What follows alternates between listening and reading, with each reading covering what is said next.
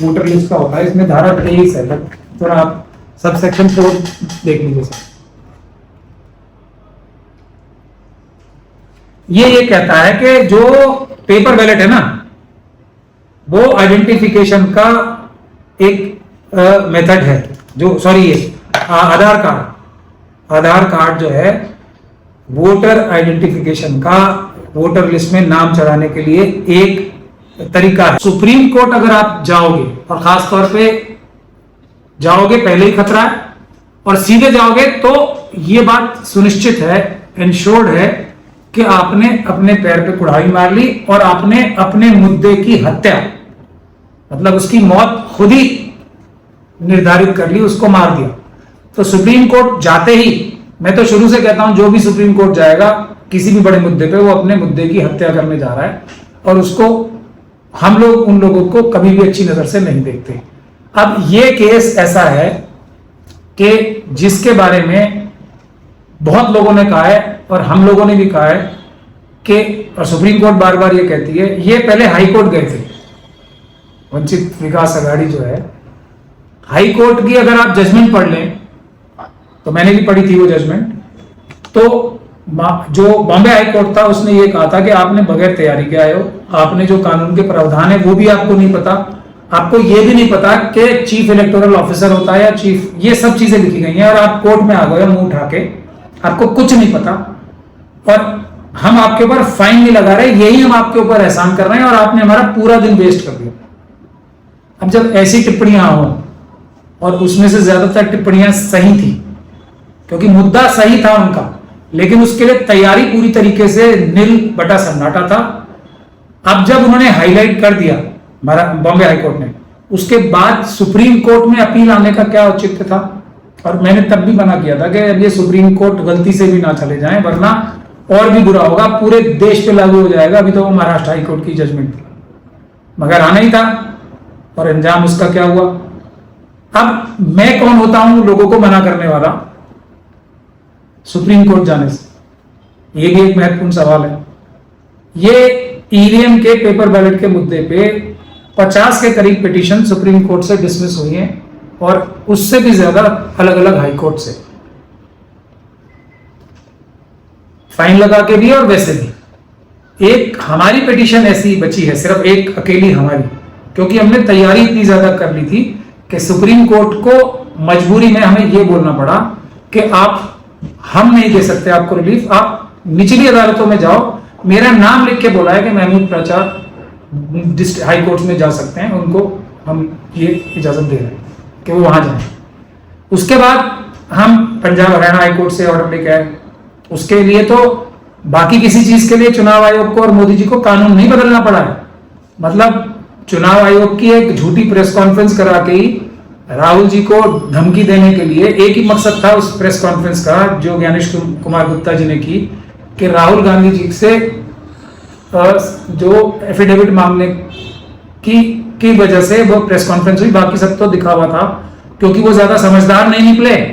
तो अमित शाह जी ने जो स्क्रिप्ट लिख के दी थी वो पढ़ी, और अमित शाह जी के भी अब तो मुझे मजा भी नहीं आएगा उनसे लड़ते हुए, क्योंकि उनका भी दिमाग कुछ अब अच्छा काम नहीं कर रहा है। इतना मजेदारी का जो प्रेस कॉन्फ्रेंस में बोला था ना, वो अमित शाह जी का ही दिमाग था, तो वो भी इतना कोई मजेदार दिमाग नहीं लगाया उन्होंने। पहले मुझे बड़ा अच्छा लगता था अमित शाह साहब का दिमाग पढ़ के, अभी तो मुझे बड़ी निराशा हुई।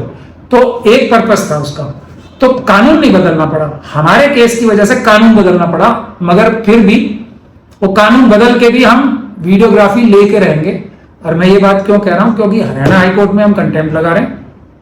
6 महीने हमारे वेस्ट हुए जयराम रमेश जी की वजह से, क्योंकि उन्होंने फिर सुप्रीम कोर्ट में पिटीशन लगाई हमारी पिटीशन को डिले करने के लिए, हम ये वीडियो ना ले सकें इसलिए। अब महाराष्ट्र का सुन लीजिए आप। महाराष्ट्र में जैसे ये पिटीशन डिसमिस हुई थी ना, हमने पिटीशन लगाई थी उसके मेरे ख्याल से 1 महीना के अंदर अंदर। तो उसी महाराष्ट्र हाईकोर्ट की ने क्या फैसला किया है बॉम्बे हाईकोर्ट ने हमारे लिए, कि मेरा जो विषय है वीडियोग्राफी मांगने का मशीनों का, वो सिर्फ मेरा इशू नहीं है, वो जनहित का इशू है। तो मेरी जाति पिटीशन को इसी बॉम्बे हाईकोर्ट ने जनहित याचिका में कन्वर्ट करके अब वो सुनवाई पे आने वाली है। क्यों? क्योंकि हम लोग तैयारी करके जाते हैं, हम 100 तैयारी करते हैं, तब ये सोचते हैं कि हमें 2 रिलीफ मिलेगा। इतना इतना ये हमारा सिस्टम जो है ना अभी इतना मुश्किल हो चुका है जब से मोदी जी और अमित शाह जी की सरकार 2014 से आई है। तो अगर आप इतनी ज्यादा तैयारी करें बगैर कहीं भी जाओगे तो आप अपनी मौत सुनिश्चित कराने जाओगे, मतलब उस मुद्दे की, ये मेरा मानना है। सर, अमेरिकी राष्ट्रपति डोनाल्ड ट्रंप ने एक बात कही है कि वो जो कंप्यूटर वोटिंग है, जो मशीन वोटिंग है या फिर जो ईमेल वोटिंग है, उसके खिलाफ जो है वो सबसे अग्रणी भूमिका में रहेंगे और उस पर साइन भी करेंगे। सर, इस पूरी इशू कैसे देखते हैं और भारत से क्या उसका रिलेवेंट है? भारत से नहीं, देखिए अब मेरे मन में ये भी इच्छा हो सकती है कि मैं ये बोलूं कि हमने पहले कहा था, बाद में ट्रंप साहब ने और एलन मस्क साहब ने बाद में कहा, मगर ये तो वो बात हो जाएगी कि अभी शाम है, रात है, तो मैंने रात बता दी। वो तो कोई भी बताएगा तो रात ही बताएगा ना, सुबह होगी तो सुबह बताएगा, कोई भी बताएगा वो तो सुबह ही है। सूरज अगर ईस्ट से निकलता है, पूरब से निकलता है, तो पूरब से ही बताएगा ना कोई भी। तो इसमें कोई बड़ी बात है नहीं, है तो सच्चाई है। इसमें जो व्यक्ति ये बताएगा कि ईवीएम, जो ट्रंप साहब ने अब बात कही और यही हुर्फ बहुर्फ सभी कहेंगे, पेपर बैलेट से चुनाव, यानी कि बैलेट से चुनाव सस्ता होता है, पहली बात, तो और जल्दी होता है, दूसरी बात, सबसे सुरक्षित होता है, तीसरी बात, और चौथी बात, सबसे कम टाइम में। ये बात ऐसे है जैसे सूरज पूरब से निकलता है। अब जो बात कोई भी ये बात कहेगा तो यही कहेगा। हाँ, अमेरिका का विषय बहुत इंपॉर्टेंट इसलिए है क्योंकि मोदी जी उनसे सीखते हैं, ट्रंप साहब से तो बहुत सारे लोग, क्या एक बात ये वाजे भी हो चुकी है कि उनकी वजह से तो उन्होंने फौज, जीतती हुई फौज से सरेंडर करा दिया, जो हमेशा के लिए आतंकवाद खत्म करने के लिए आगे बढ़ती हुई फौज थी, उससे सरेंडर करा दिया। फिर ट्रंप साहब के कहने से ये किया होगा ना कि हमारे जो एयरफोर्स के चीफ हैं उनको बोला होगा बता मत देना कि हमने भी पाकिस्तान के जहाज गिराए हैं। ट्रंप साहब ने मना किया है, वरना एयरफोर्स पहले दिन क्यों ना बताती कि भाई ये जो हमारे बारे में कही जा रही है बात, हमने तो इतने सारे जहाज हमने गिराए हैं, हमने उनके एयरबेसिस तबाह कर दिए, नष्ट कर दिए हैं, ये पहले दिन क्यों नहीं बताया। ये भी हमारा इल्जाम तो यही है कि ट्रंप साहब के कहने से मोदी जी ने एयरफोर्स के जो ऑफिसर्स है उनको भी डरा के चुप रखा कि भाई तुम नहीं बोलोगे अभी, क्योंकि ट्रंप साहब की इशारा नहीं हुआ है।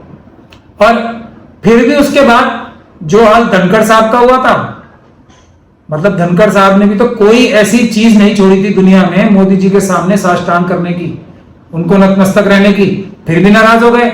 उसी तरीके से मोदी जी ने भी ऐसा कोई कसर नहीं छोड़ी थी ट्रंप साहब को खुश करने की, वो फिर भी ट्रंप साहब उनसे नाराज हो गए, तो इंडिया के ऊपर सबसे ज्यादा टैरिफ लगा दिया और धमका और रहे रोज।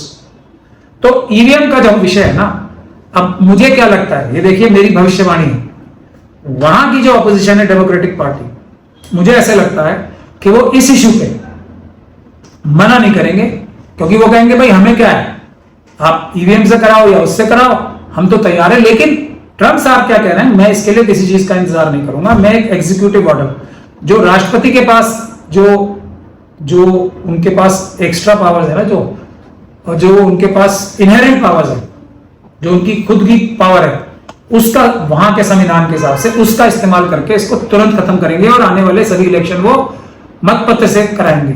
इसमें एक और महत्वपूर्ण बात कही है उन्होंने, अब मतपत्र से चुनाव होने का मतलब यह नहीं है कि पूरी तरह से सुरक्षित हो गए, मतपत्र में भी धांधलियां होती हैं, तो जब मतपत्र लागू होने लगेंगे हम उसकी जो धांधलियां खत्म करने के लिए रास्ता बताएंगे। हाँ, मतपत्र से सबसे कम चांस है धांधली होने का, ये बात है, लेकिन उसको भी सुरक्षित करने के लिए और तरीके होते हैं। जैसे उसमें भी अब आप देख रहे हैं ना, मोदी जी ये काम क्या नया शुरू करवा रहे हैं इलेक्शन कमीशन से, पोस्टल बैलेट, जो वृद्ध लोग हैं उनका बैलेट जो है वो कह रहे हैं पोस्टल बैलेट से लाएंगे। तो ट्रंप साहब ने जो दूसरी महत्वपूर्ण बात कही है, जिस पे ज्यादातर लोगों का ध्यान नहीं गया है, वो है पोस्टल बैलेट की। पोस्टल बैलेट भी कम से कम इस्तेमाल होने चाहिए, और जो इलेक्ट्रॉनिक वोटिंग का मतलब ईवीएम के ईमेल के माध्यम से, नेट के माध्यम से जो वोटिंग का सिस्टम मोदी जी शुरू करना चाहते हैं, वो तो बिल्कुल ही जहर है।